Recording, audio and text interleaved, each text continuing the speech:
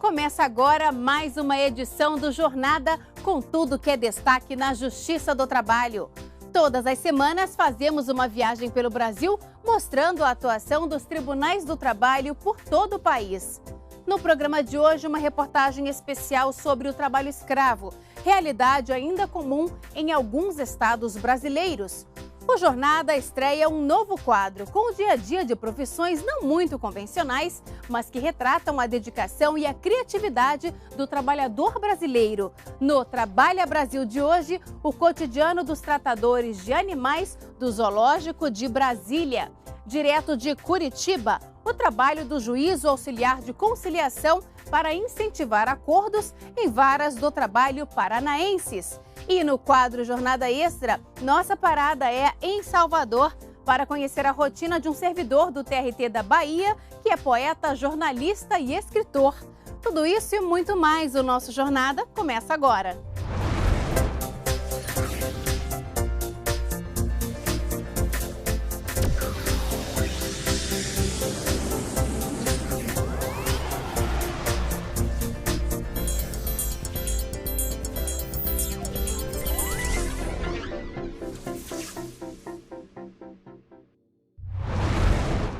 Se engana quem pensa que não há mais trabalho escravo no Brasil. Só em 2015, mais de 1.000 trabalhadores que eram mantidos em péssimas condições de trabalho e higiene, além de serem submetidos a jornadas exaustivas, foram resgatados no país. Na reportagem especial de hoje, você vai conhecer ações de combate ao trabalho escravo e como a Justiça do Trabalho ajuda a coibir esse tipo de exploração. Este é o Brasil que poucos conhecem. A gente vê aqui tudo abandonado mesmo, né? O cara só trabalhando sem vender, ganhar nada, ganhando mixaria, né? 4 meses eu trabalhei sem pegar nem um centavo. De noite, um dia que não tinha merenda para merendar, eu fiz uma lista para eles comprar rancho para mim, eles não comprou.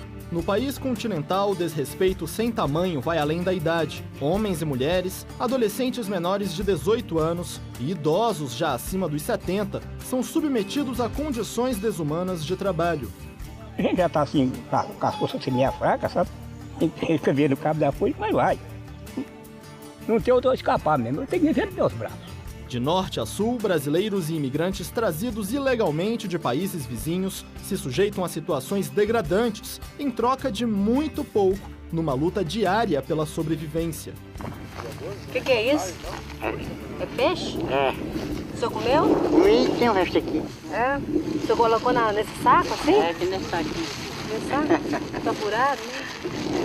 A rotina de sacrifícios é chocante em alojamentos precários, sem água potável, higiene ou espaço para tanta gente que se expõe aos mais variados riscos diariamente, sem contar com qualquer tipo de assistência. Grave, assim, grave mesmo de ir para o hospital, não, mas acidente veio e pancada todo dia a gente leva pancada, sai sangue. Entre os estados com maior número de trabalhadores encontrados em situação análoga à escravidão estão Minas Gerais, Maranhão, Rio de Janeiro, Ceará, São Paulo, Santa Catarina e Mato Grosso. Em todas as situações, a caracterização da situação análoga de escravo foi em decorrência do elemento degradância, que é aquela quando o empregador não dá aos seus empregados as condições mínimas de moradia, de alimentação, de água em condições de ser consumida.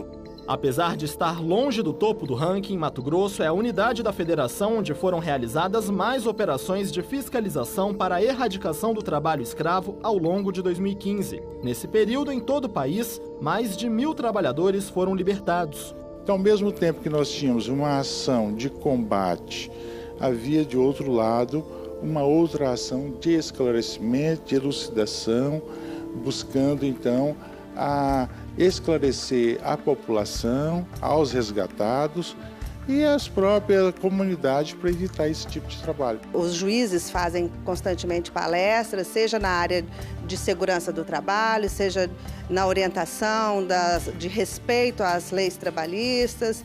Então, é uma verdadeira escola, uma educação que eu acho que é onde nós precisamos investir no Brasil, educação. Em geral, as vítimas são aliciadas para trabalhar longe de casa. Quem fica doente ou não tem mais condição de prestar serviço acaba demitido e é mandado embora sem receber nenhum direito trabalhista. Entre as modalidades mais comuns de trabalho escravo contemporâneo estão o trabalho forçado, a servidão por dívidas, trabalho em condições degradantes e jornada exaustiva. Na esfera criminal, o empregador está sujeito a pena de 2 a 8 anos de reclusão, aliado à multa. Sempre, e também, se tratar-se de criança ou adolescente, ou se esse trabalho escravo ter por motivo um motivo religioso, um motivo de etnia, um motivo de credo, ele é aumentado em até metade. A prática persiste em diversos setores da economia, como extrativismo de minérios, construção civil, agricultura, pecuária, produção florestal, ramo da alimentação e hospedagem, confecção e pesca. A exploração, antes concentrada no meio rural, agora também está presente na área urbana. Esta realidade, que passa praticamente invisível aos olhos de quem vive nos centros urbanos, está mais perto do que a gente imagina. O grande motor para o uso do trabalho análogo de escravo, ou que resulta no trabalho análogo de escravo, é a redução de custos, né? Uma redução desleal, tanto com o resto do empresariado, como principalmente, evidentemente, com a vítima que é imediatamente ali atingida por esse tipo de prática. As ações realizadas com o apoio da Polícia Federal, da Polícia Rodoviária Federal, do Ministério Público do Trabalho, da Procuradoria-Geral da República e da Defensoria Pública para a libertação dos trabalhadores garantem o resgate da cidadania. A forma de atuação repressiva adotada desde a criação do Programa de Combate ao Trabalho Escravo no Brasil em 1995 ganhou prestígio mundial após receber o reconhecimento internacional da OIT. Atualmente, o grande desafio é a prevenção. Já existem acordos firmados com representantes do meio empresarial que se comprometeram a promover auditorias na cadeia produtiva e a não comercializar nem manter relações comerciais com quem explora a mão de obra escrava. Outra medida que pode ser tomada por qualquer um de nós é buscar saber a origem do produto e se é fruto de trabalho escravo. O papel da Justiça Trabalhista na erradicação do trabalho escravo é reforçado pelo ministro Lélio Bentes, integrante do Tribunal Superior do Trabalho e conselheiro do Conselho Nacional de Justiça. O Conselho Nacional de Justiça criou recentemente um fórum nacional que congrega juízes do trabalho, federais e da Justiça Comum, que pretende, dentre outras iniciativas, conceber ferramentas, instrumentos que possam otimizar a sua atuação, mas também lançar uma campanha massiva de esclarecimento à sociedade, de forma então que a justiça brasileira e particularmente a Justiça do Trabalho tem uma grande responsabilidade, tanto na repressão quanto na prevenção do fenômeno do trabalho escravo. A libertação de trabalhadores mantidos em situação análoga à escravidão gerou no último ano o pagamento de R$6 milhões em indenização e resultou na emissão de 674 carteiras de trabalho. Para os trabalhadores libertados, o significado disso é a chance de um novo começo. Resolvi voltar a estudar. E aí, em 2011, eu consegui, através do curso da EAD, eu consegui passar no vestibular, no polo que foi implantado no município de Monsenhor Gil e consegui, no final agora de dezembro de 2015, concluir um curso superior, né? Curso de Letras Português.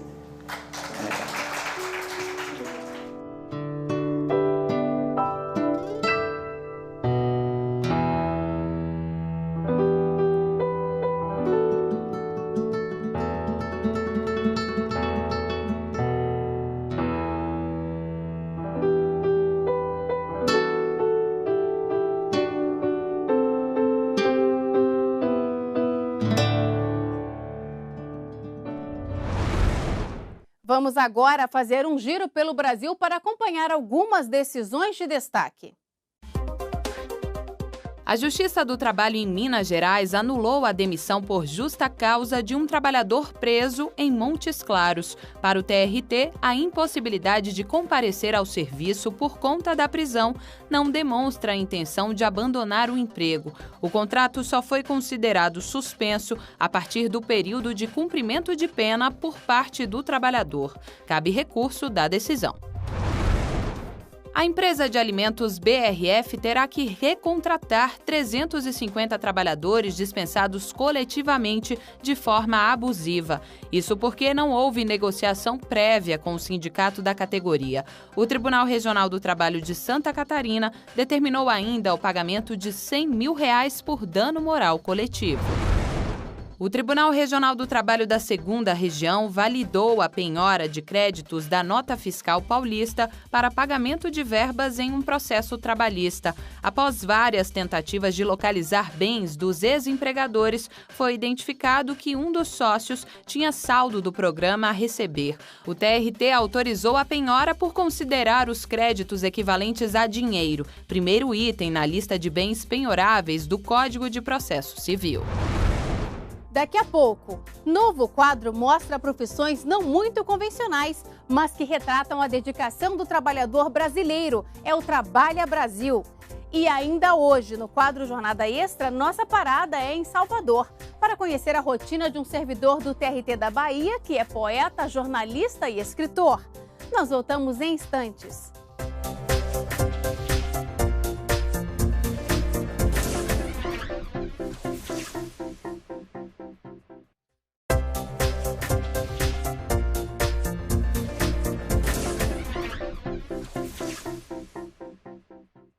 Chegou a hora do JT em Ação, com iniciativas que ajudam a aprimorar os serviços na Justiça do Trabalho. O programa Justiça Itinerante do TRT de Goiás chegou até as cidades de Campos Belos e Águas Lindas. Ao todo, foram realizadas 61 audiências e fechados 3 acordos trabalhistas. O programa busca facilitar o acesso do cidadão ao judiciário trabalhista em municípios distantes das sedes das varas do trabalho do interior goiano. A 7ª Vara do Trabalho de Maceió repassou a 15 instituições sem fins lucrativos cerca de R$600 mil decorrentes do pagamento de multa aplicada à Companhia Energética de Alagoas. A penalidade foi imposta depois que a empresa descumpriu o acordo para nomear candidatos aprovados em concurso público. O Tribunal Regional do Trabalho da Paraíba realiza pesquisas sobre comunicação institucional do órgão. Os usuários podem avaliar a qualidade das informações oferecidas na internet e também em outros serviços, como o atendimento telefônico e a ouvidoria. A pesquisa está disponível na página principal do TRT na internet. De norte a sul do Brasil, milhares de trabalhadores usam a criatividade para sobreviver. E muitos adotam profissões nem um pouco convencionais por diversas razões. Tradição familiar, aposta em ganhos financeiros ou até pela paixão à natureza ou à aventura. Para mostrar o dia a dia de diversos profissionais que ganham a vida de um jeito peculiar, o Jornada criou o quadro Trabalha Brasil.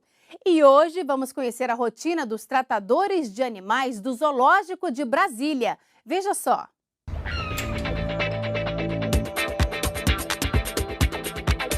Cerca de 1.300 animais vivem no Zoológico de Brasília, um dos maiores do país. Para cuidar dessa turma, 20 pessoas trabalham assim, bem perto dos bichos. A profissão de tratador de animais consta na Classificação Brasileira de Ocupações.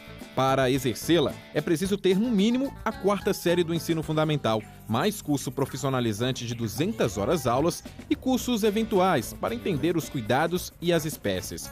E para ter o registro de tratador de animais na carteira de trabalho e ganhar um salário que chega a quase R$2.000, o profissional precisa comprovar de 1 a 2 anos de experiência. Rodrigo trabalha 8 horas por dia no zoológico. Nesse período, carrega a responsabilidade de deixar as aves bonitas e saudáveis. Eles nunca colocam a gente para pegar bicho logo de primeira. A gente passa 3 a 4 meses treinando com essas pessoas para começar a pegar algum animal. 2 vezes por dia, o tratador leva a refeição. Na parte da manhã vem as frutas e quando for 2 horas mais ou menos vem a parte da ração para elas. O procedimento é só entrar com uma outra pessoa em dupla? É, em dupla na parte assim dos rapinantes. Araras aqui normalmente elas não atacam, só a parte dos rapinantes que atacam. Como esta arpia, que fica na jaula ao lado. A ave é tão forte que consegue erguer com as garras afiadas um carneiro sem dificuldade. É preciso proteção para não ser atacado. Toda vez tem que entrar de 2, um com escudo e o outro vai fazendo a limpeza do recinto, colocando a alimentação. Entendi. Então, enquanto um limpa, o outro só fica vigiando? O outro só fica vigiando. Toda hora, só de olho no animal. Não pode tirar o olho para nada, porque o bote dela é muito rápido. E esse escudo ajuda a proteger mesmo das garras? Ajuda, do bico? Porque ela não tem como travar. Quando ela vem, você levanta e ela escorrega as garras aqui.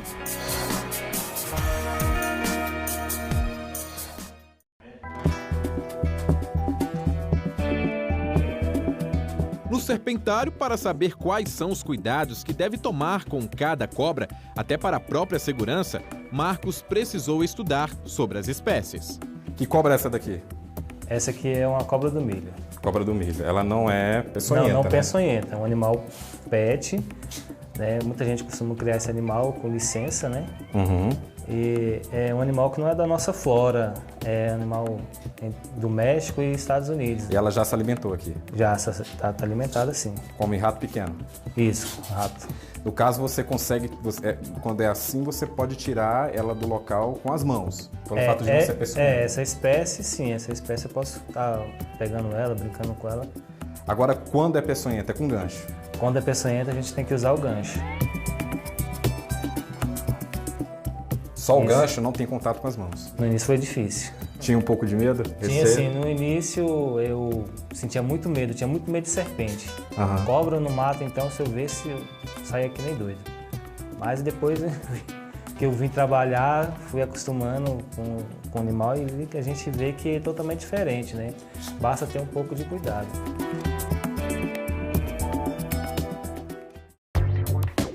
As antas são animais mais tranquilos. Chico e Chica já estão há anos no zoológico, mas a pequena melancia está há apenas 2. Ela foi encontrada pelo Ibama aos 4 meses de vida, sem pai e sem mãe, perdida em uma fazenda na Chapada dos Veadeiros, em Goiás.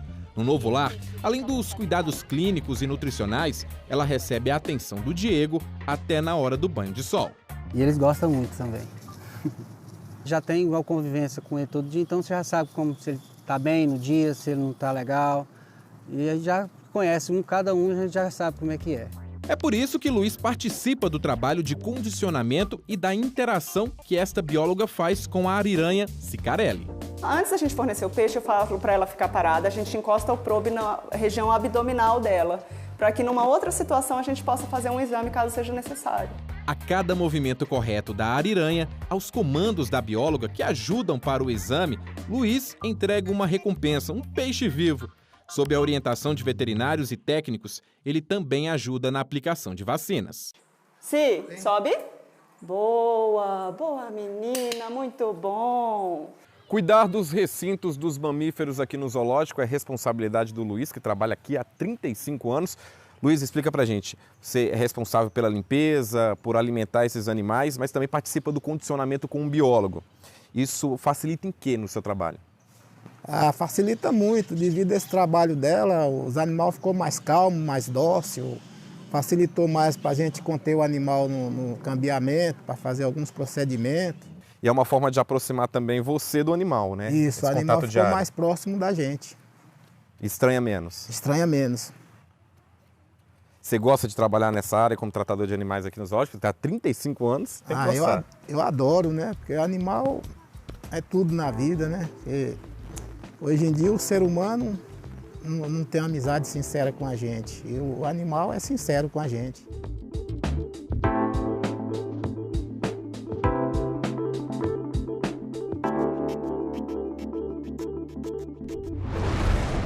No próximo bloco, direto de Curitiba, o trabalho do juiz auxiliar de conciliação para incentivar acordos em varas do trabalho paranaenses. E mais no quadro Jornada Extra, nossa parada é em Salvador, para conhecer a rotina de um servidor do TRT da Bahia, que é poeta, jornalista e escritor. Nós voltamos daqui a pouco. O TRT da 11ª Região, que abrange o Amazonas e Roraima, realiza no dia 31 de abril um leilão público com 183 itens, como veículos, maquinários, imóveis e televisores. Saiba como participar em facebook.com/TRT11oficial.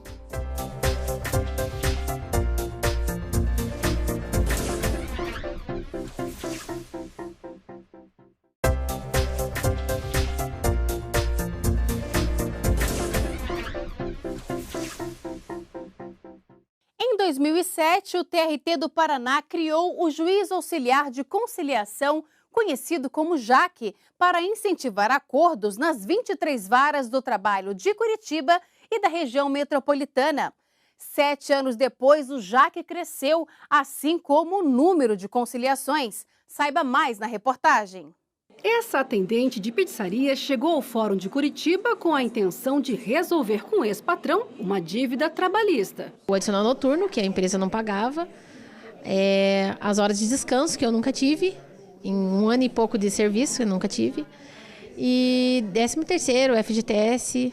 A audiência de conciliação realizada no Juiz Auxiliar de Conciliação, o JAC, foi solicitada pela trabalhadora. Em meia hora, Ariclé e o antigo empregador resolveram a reclamação trabalhista por meio da conciliação.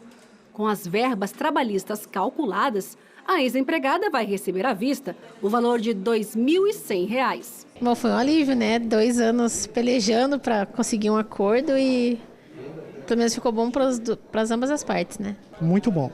Foi bom, eu gostei. A expectativa era o valor que a gente tinha e foi justo. Para se chegar a um consenso, o melhor caminho é tentar a conciliação. E é nesse sentido que atua o JAC, o Juiz Auxiliar de Conciliação da Justiça do Trabalho Paranaense. O objetivo é mostrar que todos ganham quando deixam de lado a disputa judicial, tanto o trabalhador quanto o empregador. Se todos os fosse chamado para uma conciliação, seria o melhor negócio do mundo. É mais imediato e na conciliação é uma boa negociação, facilita mais para todo mundo. Criado em 2007 pelo TRT do Paraná, o Juiz Auxiliar de Conciliação atua para promover acordos nos processos de primeiro grau em fases de conhecimento, liquidação e execução das 23 varas do trabalho de Curitiba e região metropolitana. O JAC também atua nos processos que já estão na segunda instância. No Juiz Auxiliar de Conciliação são realizadas em média 40 audiências por semana. Em 2015, o JAC recebeu 3.704 processos e designou 3.621 audiências. Em 2.715 audiências, as partes compareceram para tentar conciliar e o resultado foram quase 1.500 acordos homologados. Os valores arrecadados nos acordos chegaram a R$ 93.766.958,60. Há um ano, a estrutura do JAC foi totalmente modificada. Antes, só existia uma, ou no máximo 2 salas disponíveis para as audiências. Agora, são 5. Empregados, patrões e advogados ficam sentados frente a frente. Ao lado, conduzindo a audiência, está o conciliador. O juiz não precisa ficar o tempo todo acompanhando a audiência. Eu tenho critérios definidos o que pode ou não pode ser feito em termos de conciliação. Então, eles já sabem o meu posicionamento. E, nesse sentido, eles vão conversando com as partes. Quando precisa de um cálculo para uma liquidação do processo, alguma coisa assim, eles pedem a minha participação. E também o controle da legalidade, a questão dos recolhimentos previdenciários e fiscais. E muitas vezes tem partes também que não se sentem tão à vontade de tentar a conciliação com o servidor, que esperam a figura do juiz ali presente. Então, nesses casos, também há participação. Pelo novo modelo de trabalho adotado pelo Juiz Auxiliar de Conciliação, o juiz não fica exclusivamente em uma única audiência. Aqui, a magistrada percorre as 5 salas ao mesmo tempo e interage caso a caso. Segundo a juíza gestora do JAC, a nova metodologia das audiências do TRT do Paraná ficou bem mais acolhedora. Aqui o juiz ele atua de uma maneira mais informal. Não é aquele juiz que está na sala de audiências, todo formal, para ouvir a parte, né? E aqui as partes também ficam à vontade, podem conversar com o juiz, porque não será o juiz que vai julgar o caso deles, naqueles casos que ainda não estão julgados. Então eles podem conversar, falar tudo o que eles sentem, as expectativas, o porquê deles entenderem que o acordo deve ser de uma forma e não de outra, porque eu não serei a juíza que vai ouvir as testemunhas, que vai julgar, então tudo isso também favorece, né, para que as partes se sintam mais à vontade e os advogados também. Vamos até Salvador para conhecer a rotina de um servidor da Bahia, que é poeta, jornalista e escritor. Ele já publicou mais de 130 poemas e livros, além de ter ajudado a lançar muitos poetas pelo mundo. Além disso, por meio de um projeto em uma comunidade carente da cidade, ele incentiva crianças a escreverem seus próprios poemas. É o que você confere agora no quadro Jornada Extra. Minha mãe, criatura divina, corpo de mulher, coração de menina. Mulher que ama, brinca e ensina. Menina que ri, chora e ilumina. Ilumina o filho amado, não deixa-o sofrer. Tem sempre cuidado, não deixa-o morrer. Sofre muito, se tortura, para o filho proteger. Se tem doença, ela cura. Se não tem, não deixa-o ter. Dá a vida pelos filhos, se entrega para morrer. Se souber que este gesto fará o filho viver.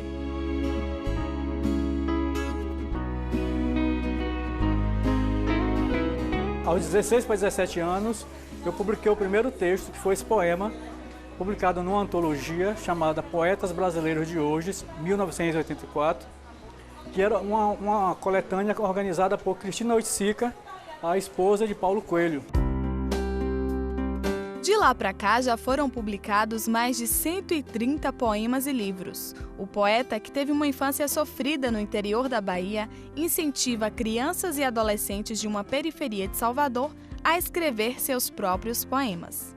As oficinas incentivaram, né, um gosto pela leitura de livros de poesia, do gênero poesia. Né? Então, os meninos passaram a gostar muito mais do gênero, né, e formaram um grupo de poesia.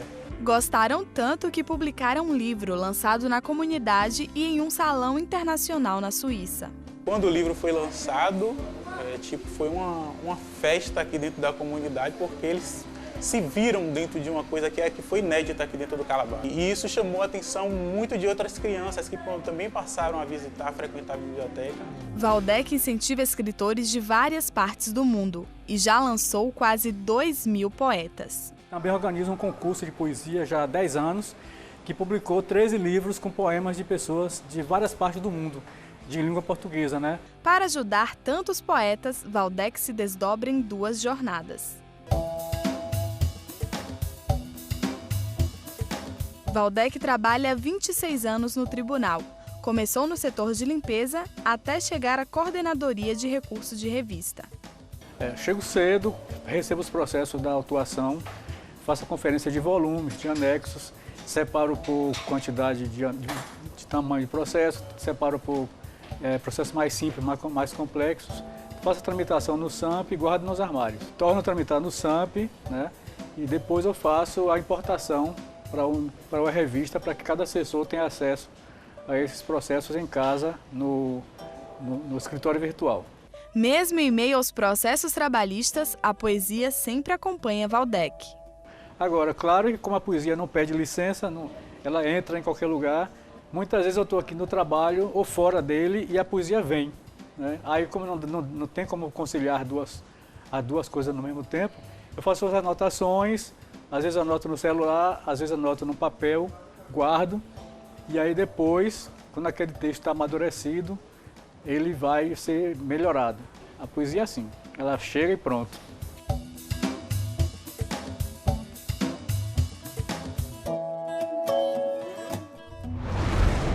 E o Jornada de hoje termina aqui. Na semana que vem temos um novo encontro. Muito obrigada pela companhia e até lá.